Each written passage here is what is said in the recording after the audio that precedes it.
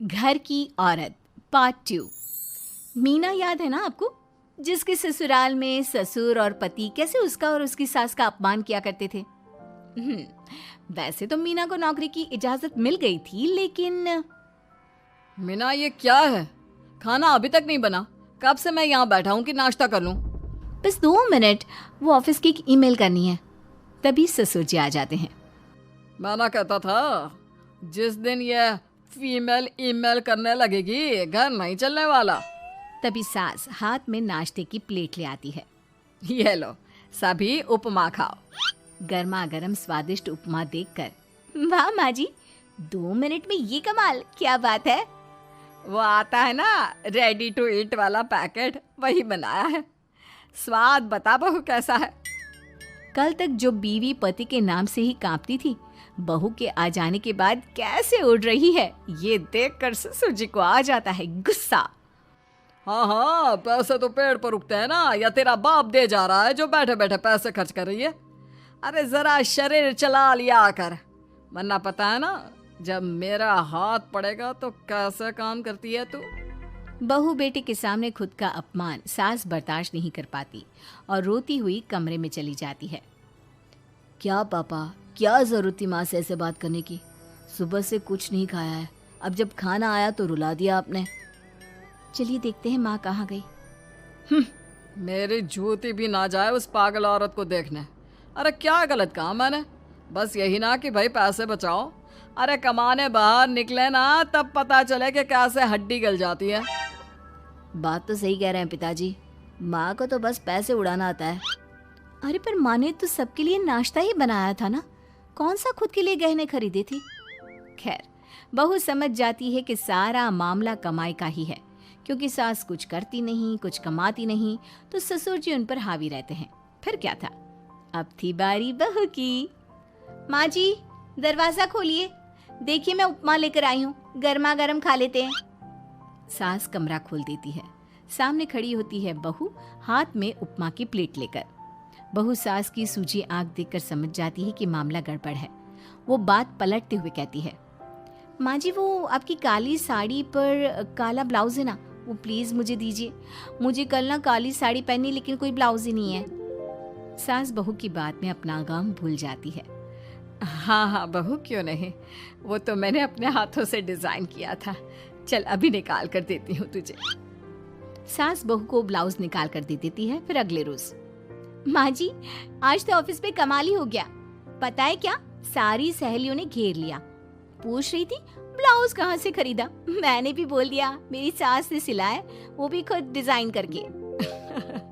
ये तो वही बात हो गई कि झोला छाप डॉक्टर की दवाई काम कर गई। अरे बहू, ये तो बस ऐसे ही बना दिया था। लेकिन माँ जी आपको पता है, ये देखिए 2 लोगों ने तो मुझे कपड़ा भी दे दिया और नाम भी, सेम टू सेम डिजाइन का ब्लाउज बना दो, और बदले में ये 2000 रुपए। हाथ में 2000 देखकर सास की तो आंखें फटी की फटी रह जाती है। अरे बहू, ये तो कमाल ही कर दिया। ये काम तो मैं कल तेरे ऑफिस जाने से पहले ही खत्म कर दूंगी।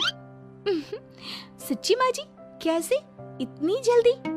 अरे बहू, वो बस नाप है ना, उसी के आकार का काट काट कर डिजाइन ही तो देना है। ये तो मेरे बाएं हाथ का खेल है। अगले रोज बहू ऑफिस जाती है और फिर शाम को 2 ब्लाउज ले आती है। अरे बहू, क्या बात है, लेकिन इसकी डिजाइन। बहू फोन में सास को डिजाइन दिखाती है। अरे ये तो बच्चों वाला डिजाइन है, रुक अभी थोड़ी देर में ही दे देती हूँ। सास बहू को कपड़े सिल कर देती और बहू सास को रुपए। फिर एक रोज, माँ जी ये लीजिए कपड़े, लेकिन इसकी सिलाई मैंने ज्यादा ली है। तो क्या है ना, हैवी काम है तो मेहनत ज्यादा लगेगी ना आपको। अरे रहने देती बहू, मैंने कौन सी बुटीक खोली है। बहू को सास की बात में दम लगता है और वो कुछ सोचती हुई निकल जाती है। वो कमरे में बैठी होती है कि उसके ससुर की जोर जोर से चिल्लाने की आवाज आती है। फिर फिजूल खर्ची। अरे तुम्हारे जैसी बेकार नाकाम काज करने वाली औरत कब पैसे की कीमत समझेगी। क्या जरूरत थी ये मशीन खरीदने की? अरे वो मैंने EMI में ली है, आपको पता है ना कपड़े सिलने का कितना शौक है मुझे। हाँ तो क्या दर्जी बनोगी, लोगों को पकड़ पकड़ कर नाप लोगी? अरे कुछ तो शर्म करो। तभी बहू आ जाती है, उसके हाथ में चाबी होती है। माँ जी ये चाबी, मैंने चौराहे में आपके लिए बुटीक खोला है, पैसा लोन से लिया है तो काम करके आप चुका देना। और हाँ माँ जी, कल उद्घाटन है तो 11 बजे दुकान में पहुँच जाना, पूजा में आपको ही बैठना है। ये सुनकर ससुर जी आग बबूला हो जाते हैं। कहीं नहीं जाएगी ये, इस घर की औरतें बाहर नहीं निकलती। तू तो इंजीनियर है इसलिए तुझे इजाजत दे दी, लेकिन ये तेरी सास 4 अक्षर नहीं आते इसको। अरे रहने दे, क्यों पैसा बर्बाद करवा रही है। सास को डांटने की आदत ससुर जी को जो लग चुकी थी। सास बहू की ओर देखती है। तो माँ जी कल वक्त से तैयार रहना। ससुर जी आप ही तो माँ जी को कहते थे ना उन्हें पैसे की कदर नहीं है, तो अब वो खुद ही कमाने जा रही हैं। अरे और क्या पापा, देखिए मीना ने कितना अच्छा बुटीक खुला है माँ के लिए। अरे रहने दो, ये कुछ नहीं कर पाएगी, गंवार कही की।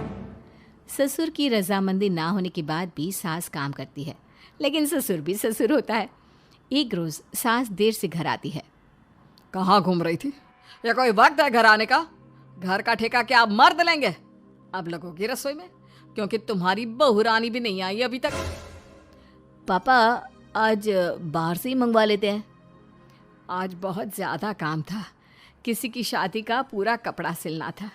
कल उन लोगों की ट्रेन थी, खुद बैठकर काम करवा कर गए हैं। बहू ये पैसे हैं आज के गल्ले के, ज़रा संभाल ले। ससुर देख रहा होता है कि कैसे कल तक जिस औरत को वो बुरा भला कहकर डरा कर रखता था वो आज उससे ज़्यादा कमा रही है। देखते हैं कितना दिन कमाती है। ससुर अब रोज़ कोई ना कोई ऐसा काम करता जिससे सास का काम बंद हो जाए। फिर एक दिन, हे भगवान 10 बज गया, बुटीक खोलने का वक्त हो गया है, लेकिन ये मेरी साड़ी, इस पर ये क्या गिर गया? पता नहीं किसने क्या डाल दिया, अब क्या करूं? सास दोबारा अलमारी से दूसरी साड़ी निकालती है, फिर उसे प्रेस करती है और किसी तरह बुटीक पहुंचती है जहां पहले से ही कस्टमर खड़े होते हैं। अरे क्या हो गया? लगता है काम चल गया तो मैडम के भाव बढ़ गए। पता है इस धूप में पिछले आधे घंटे से खड़े हैं, पता होता तो वो बगल वाली शॉप में ही दे देते। अरे अरे माफ़ करिएगा, वो क्या हुआ ना, तैयार होकर निकल ही रही थी कि साड़ी में सॉस गिर गया। दोबारा साड़ी चेंज की तो आप आई। ठीक है, लेकिन अब आ गई है तो ज़रा जल्दी से कपड़े दे दो, हमें जाना है। सास को कस्टमर की बात बुरी लगती है, लेकिन क्या करती, वो जल्दी से सभी को सारा सामान देकर विदा करती है। सारा दिन काम करती है। वो निकल ही रही थी कि एक कस्टमर आती है। जी वो मेरी साड़ी है ना शादी की, उसका लहंगा बनवाना है। हाँ हाँ क्यों नहीं, बनवा लो। शादी की साड़ी के साथ इमोशंस जुड़े होते हैं। बिल्कुल सही बोला आपने, परसों मेरी शादी की सालगिरह है तो ज़रा बना देना। अरे नहीं, इतनी जल्दी कहाँ तैयार होता है शादी का लहंगा, कम से कम 4 दिन तो। देखिए आप 2 दिनों में जितना कमाती है ना वो मैं आपको 1 दिन में दे दूंगी। बस मेरी ये शादी की साड़ी का लहंगा बना दीजिए।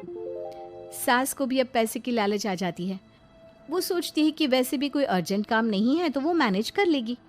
अब ठीक है, नाप दे दीजिए। औरत नाप देकर वहाँ से चली जाती है। सास सोचती है कि घर जाकर रात में काम करेगी। ये सोचकर वो उस औरत की शादी की साड़ी घर ले आती है। वाह, अब काम घर पर भी ले आ रही हो। हाँ लेकिन घबराइए नहीं, घर के काम में कोई असर नहीं होगा। सास घर का काम करती है, बहू के साथ खाना बनाती है, खिलाती है और फिर क्या बात है सासू माँ, बड़ी जल्दी जल्दी काम कर रही हैं आज। सास बहू को सारी बात बताती है। क्यों माँ जी, इतनी भी क्या मेहनत करना? अरे बात सिर्फ पैसे की नहीं है, बल्कि उस बेचारी औरत की इमोशंस की भी थी। ये उसकी शादी की साड़ी है ना। ससुर पास खड़ा सब सुन रहा था। अब देखो, बहुत काम करने का शौक है ना, कैसे भरे बाजार तुम्हारी दुकान खुद तुम बंद करोगी। जब सास पूरी रात काम करके सुबह लेटती है, मौका देखकर ससुर कैंची से साड़ी को काट देता है। अगली सुबह, चलो कल आधा लहंगा सिला था, आज पूरा करके शाम को ही उसे उसका लहंगा सौंप दूंगी। लेकिन ये क्या, सास जैसे ही लहंगा उठाती है, लहंगा तो फटा होता है। वहीं ससुर छुप कर सास को देख रहा था। हाय रे, ये किसने किया?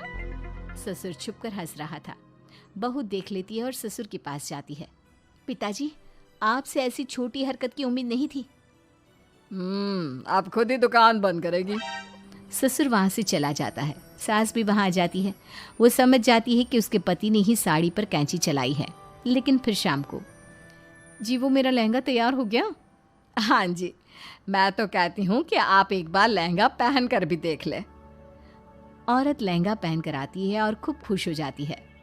अरे ये लहंगा है ना अंकल जी कमाल का, आंटी जी ने बनाया है, बिल्कुल लेटेस्ट डिज़ाइन। औरत सास को ढेर सारे पैसे देकर चली जाती है। लेकिन मैंने तो ये औरतों का फैशन है, कहीं से सिल दो या कहीं से काट दो, फैशन ही होता है। चलिए शाम का खाना मेरी तरफ से, आज आपका जन्मदिन है ना, रिटर्न गिफ्ट तो बनता ही है।